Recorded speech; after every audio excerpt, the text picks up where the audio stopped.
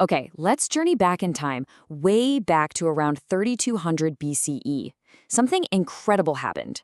For the first time ever, our ancestors figured out how to take a spoken word, something that just vanishes into thin air, and give it physical form. And in doing so, they didn't just change the world. You could argue they invented the very idea of a recorded world.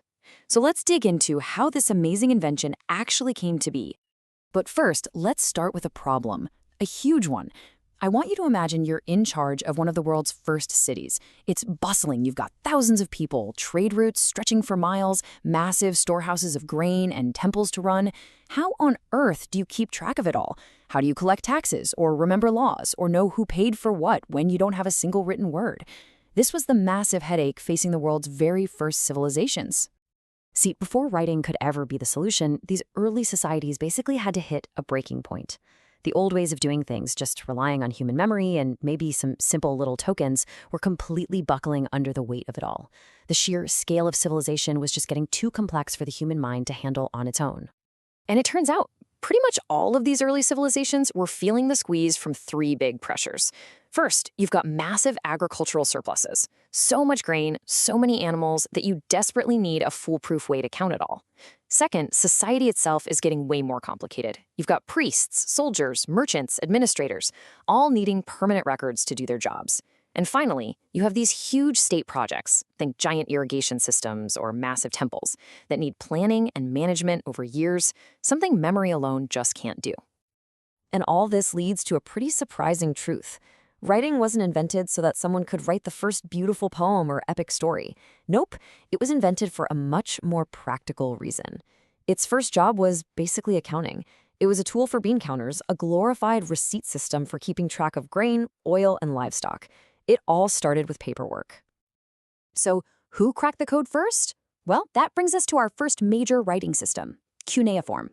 Popping up in Mesopotamia, in big cities like Uruk, this weird, wedge-shaped script was the world's first real answer to the problem of running a complex society. But cuneiform didn't just appear out of nowhere. It evolved in these really fascinating stages. It started with simple pictures of things, a drawing of a head of grain. Then those pictures started to stand for bigger ideas. But the real game changer, the moment of pure genius, was what we call the phonetic leap. Some scribe realized a symbol could represent a sound instead of a thing. And that changed everything. Suddenly, you could write down anything you could say, which meant the script could be adapted to record all sorts of different languages. And once they made that leap, this new tool just exploded in usefulness. I mean, what started out as a way to count sheep evolved into this incredible system that could handle it all. Complex legal codes, beautiful religious hymns, medical knowledge, star charts, and even the world's first great work of literature, the Epic of Gilgamesh.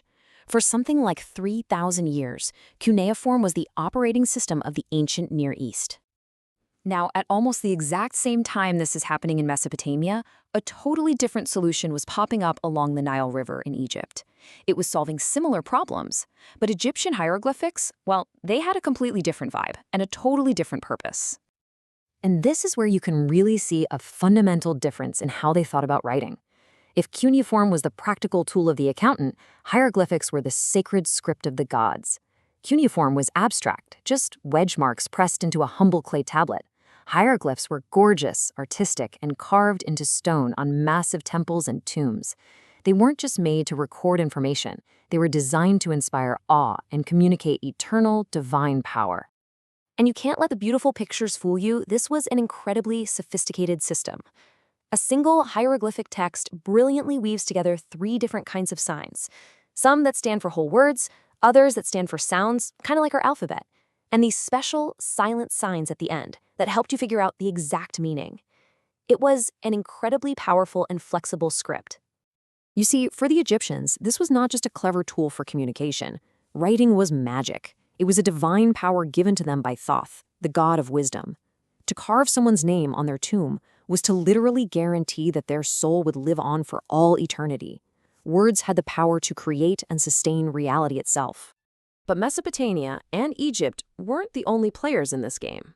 Far away, in the huge, incredibly well-planned cities of the Indus Valley, another writing system appeared. But unlike the others, this one is a complete mystery. It holds a secret that, to this day, we have not been able to unlock. So here's what we know. Archaeologists have found around 400 unique signs, usually on these small, beautifully carved stone seals. Now, 400 signs is more than enough for a complex, fully fledged writing system. There was clearly a sophisticated logic behind it. And yet, for all its complexity, guess how many of those signs we've managed to decipher? 0. Not a single one. After a century of the world's best minds trying to crack it, the Indus script remains one of the greatest unsolved puzzles of the ancient world. So why is it so tough? Well, there are basically 3 big reasons. First, we've never found a bilingual text, no Rosetta Stone to give us a starting point.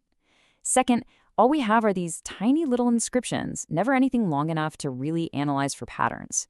And the biggest problem of all, we have no idea what language these people even spoke. Without those crucial keys, the door to their world just stays locked. So let's step back for a minute. These scripts, Cuneiform, Hieroglyphs, the mysterious Indus script, they were all different, but they all represent the same gigantic leap forward for humanity. And the consequences went way beyond just managing supplies. Writing didn't just help people organize their world, it fundamentally remade it. The transformation was just staggering. I mean, writing is literally the line we draw between prehistory and recorded history. It moves knowledge from the fragile, flawed container of human memory to permanent records, which allows science to build on itself. It changes societies from being ruled by tradition to states governed by written law. And it makes possible these huge, sprawling empires that simply couldn't have existed without it. This was so much more than a new technology. It was a revolution in how we think. Writing basically became an external hard drive for the human mind. For the first time in the history of our planet, a species could store its collective knowledge outside of a living brain. This meant ideas could pile up, they could be debated, refined, and passed down perfectly from one generation to the next. That externalization of memory is what made our entire modern world possible. When you really think about it, those first scratches on clay were so simple, so mundane. A little mark for a sheep, a wedge for a jar of oil. But those small marks, they opened a doorway. And through that doorway passed philosophy, science, law, literature, literally the entire future of human culture. It really makes you wonder, doesn't it? What new doorways are we opening right now with the new forms of writing we're inventing today?